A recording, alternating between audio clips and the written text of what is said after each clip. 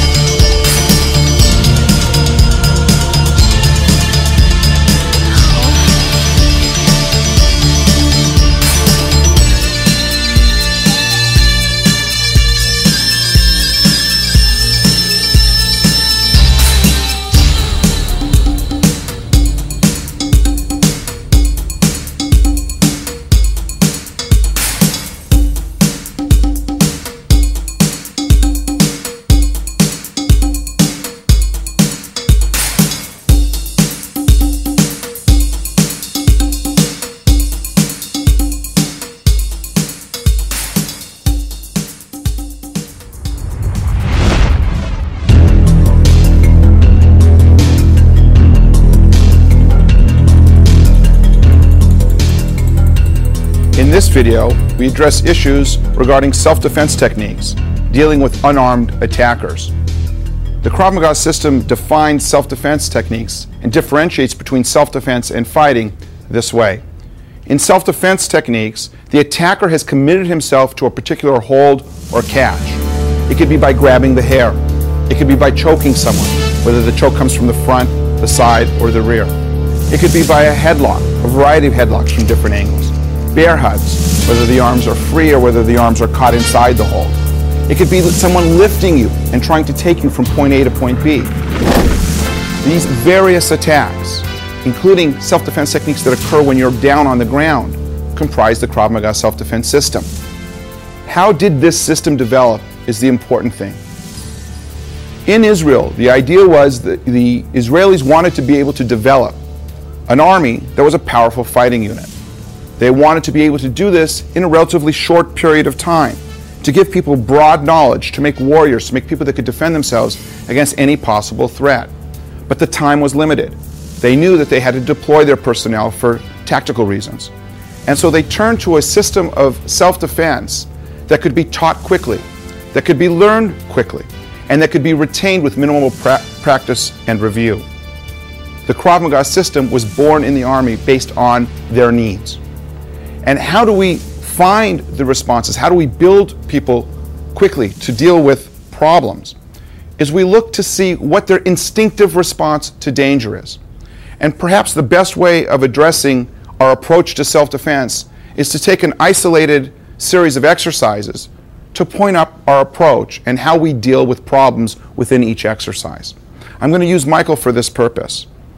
If we look to see what we can do to build a technique, and I'll use the choke, for example, from the front. If I apply the choke to Michael, very strong, taking my thumbs and pushing him into the front part of his throat, and I have a very firm grip on his throat, and he has no training whatsoever and does not expect to be attacked this way, Michael will have an instinctive response to this danger, especially if he didn't expect the attack, if he's an untrained person. And his instinctive reaction will be similar to going to the threat or going to the danger. This is in everybody. It's their instinctive nature is to go to where they feel pain or pressure. His response may look like something like this to this position. And to build people quickly, we recognize we want the defensive approach, the defensive technique, to be patterned after what is in us instinctively. And so what we try to do is build the self-defense technique based on this instinctive reaction, so to speak. Why do we do that? Well, because we end up building what we consider to be a natural response. If it's already in you, it takes less repetition to learn it. Also, if it's already in you, it takes less follow-up training so that it stays with you.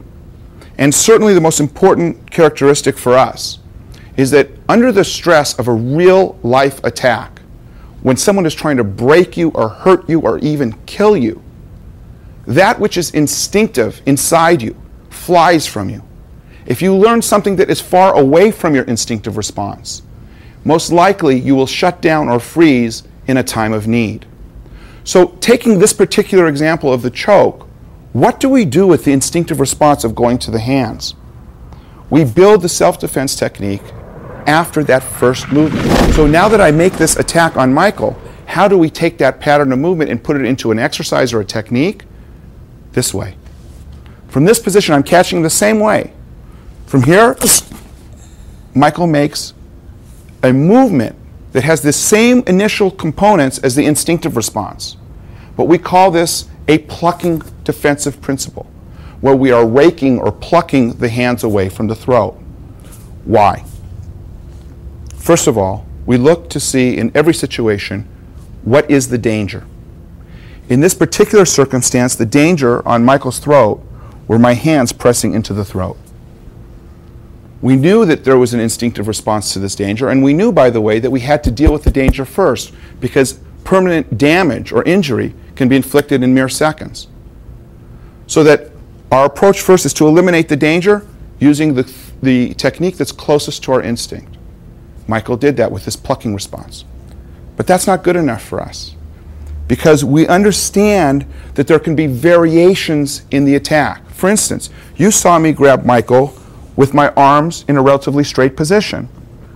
We build this defensive principle, plucking, based on the idea that it cannot be defeated. The defense itself cannot be defeated by variations in the attack.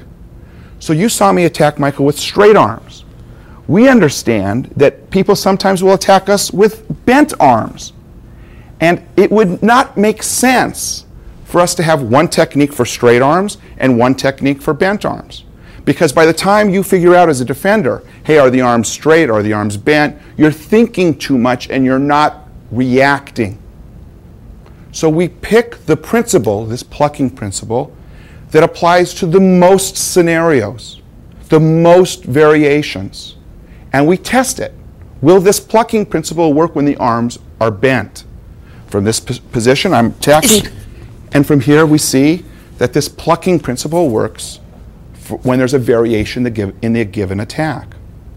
But that's not enough for us. We want to see, wait a minute, the attack doesn't always come from the front. Maybe a more clever attacker comes from behind. And now when I'm attacking Michael from this position, the danger is not the thumb, or the thumbs on his throat, but my fingers pressing the front of his throat. And from this position, his instinctive response will be to grab, but the plucking defense comes from that instinctive response. So the exercise works, this plucking principle works from behind. But that isn't good enough.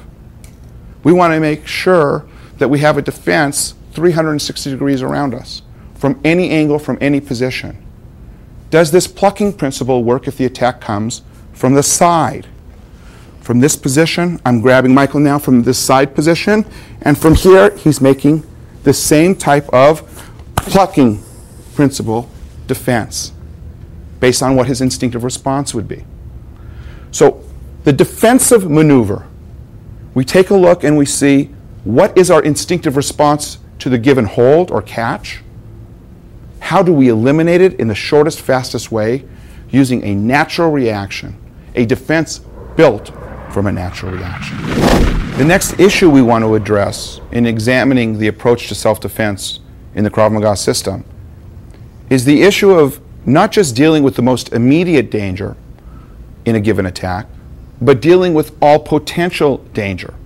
For instance, using the same example of choke from the front, if Michael were to defend himself by just making this plucking motion from here, maybe now he has a different fight on his hands.